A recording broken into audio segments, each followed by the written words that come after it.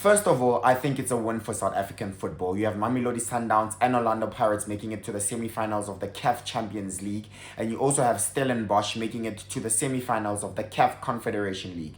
That is surely a win for South African football. Remember, our football has been on the rise since Bafana Bafana at AFCON. Finishing third place at AFCON with 90% of local players just shows you that our own South African football, our own PSL, it's on the right trajectory. Not only that, the under 17 boys as well, who I've been speaking about lately, they've qualified for the World Cup, the under 17 World Cup next year in Qatar. So they're not doing too badly, as well as the under 20 will play the AFCON tournament coming up. And the under 17s are currently playing their AFCON, so please stay tuned. Watch them tomorrow. Watch them on YouTube, CAF TV. They're playing their quarterfinals against Morocco. So South African football from the grassroots level seems to be improving. We might be in a really good age of South African football, because you also have youngsters like Mofokeng, like Nkota coming up and proving themselves in the Champions League. So yeah, in my opinion, this result is a win for South African football as a whole. What do I think of the game itself? Firstly, I think MC Alger was disgraceful in how they conducted themselves today. They were surrounding the referee the whole game, trying to put pressure on the referee to give them decisions. If anything didn't go their way, they would personally attack the referee. I thought the referee did not do a good job first by not giving out a yellow card for dissent. If he had done that early in the game, the players would know. But it was always threatening to boil over. The MC Alger players were always threatening to lose their minds and to lose their heads. So at the end, it culminated in the fact that they were attacking. Not only did they attack the referees personally and the refereeing staff, they also attacked Orlando Pirates players and the Orlando Pirates technical coaching staff. So absolutely disgraceful behavior from MC Alger, and we expect CAF to do something about that. They need to be punished. Not only that, but that was the theme for North African teams and their fans. So we know Esperance fans attacked Mamelodi Sundowns fans with things like flares and also caused damage to the Loftus Stadium last week.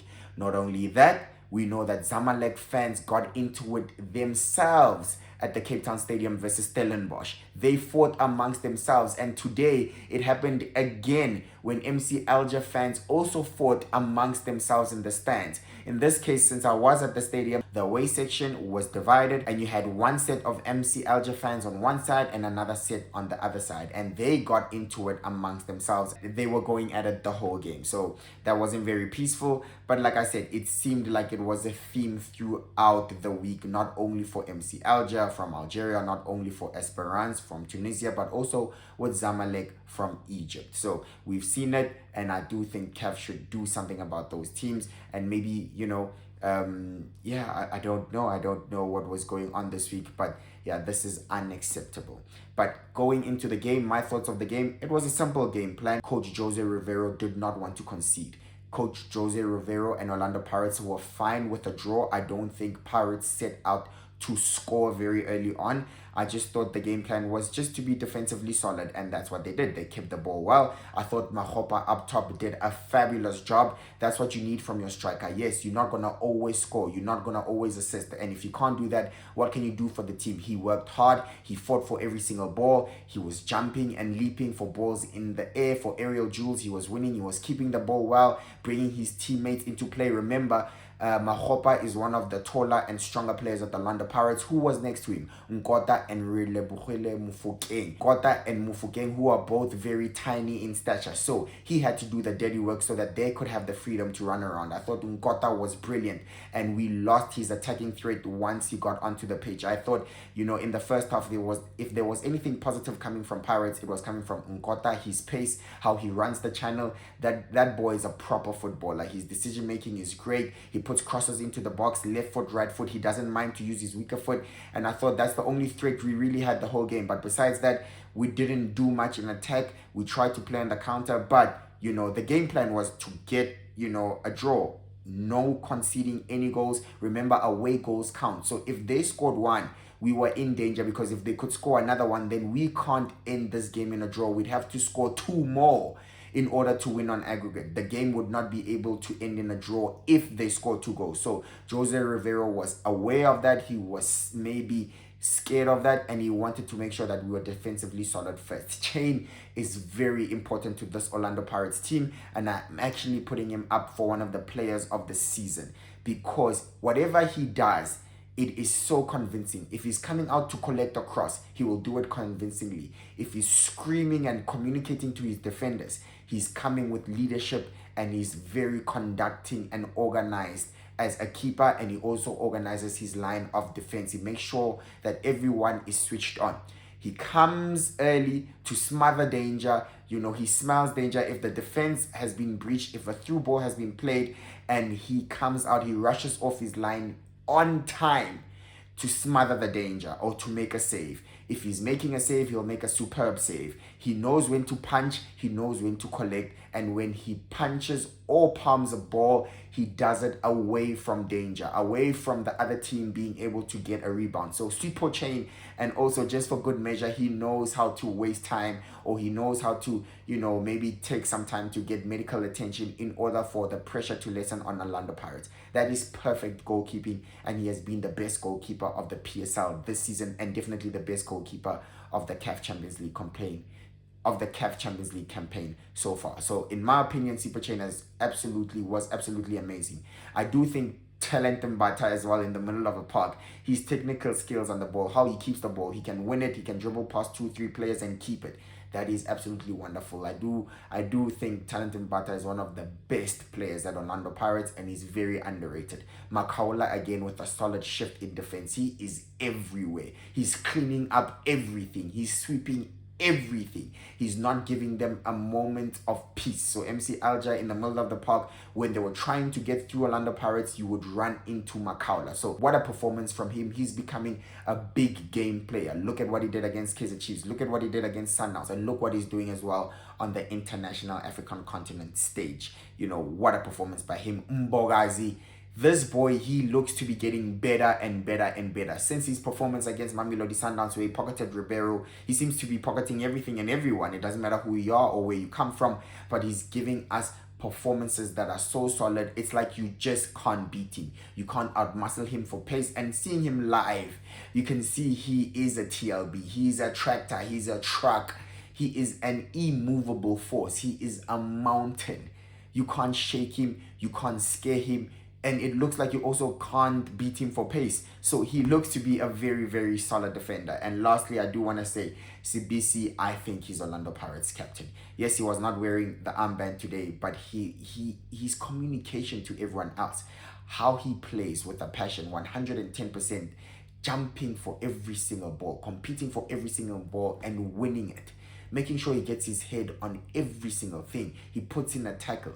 He's always tight on his men. He's always organizing, communicating with the defense. He's leading the line. And it's absolutely amazing to see and witness in real time. And for me, he looks to be the serious Orlando Pirates captain. I know he's one of, but to me, he looks like he is more of that type of captain that will talk. So yeah, perfect performance by Orlando Pirates. The game plan was executed brilliantly, right? The game plan was do not let them score. MC Alger didn't score, and Orlando Pirates go to the semi-finals of the Champions League, where they will face Pyramids. Mamelodi Sundowns will face Al-Ahly. That's also becoming one of the best games on the continent, if not the biggest on the recent years. So it is South Africa versus Egypt ×2. Again, I will reiterate, it is a win for South African football. Let's celebrate Sundowns and Pirates making it to the semi-finals. That's a success for South African football. Not only that, Stellenbosch also made it to the semi-finals of the CAF Confederations Cup. Not only that, the under-17 boys made it to the quarterfinals of the AFCON tournament, and also qualified for the under-17 World Cup for Qatar 2025 next year. Overall, guys, it is a win for South African football, and sometimes we can put our differences aside and we can celebrate the success of football in this country that is growing very, very nicely, I should say. So will we see an Orlando Pirates versus Mamelodi Sundowns final? I still don't think so, but it is looking on the cards. I think if we want to be separated, let's wait for that day where it's Orlando Pirates versus Mamelodi Sundowns. It would still be a win for South African football if both these teams make it to the final. But for now, let us celebrate both teams reaching the semi-finals of the CAF Champions League. With that being said, that's my video. Please subscribe and let me know all your thoughts. Thank you for watching my video. I will see you on the next one. Bye-bye.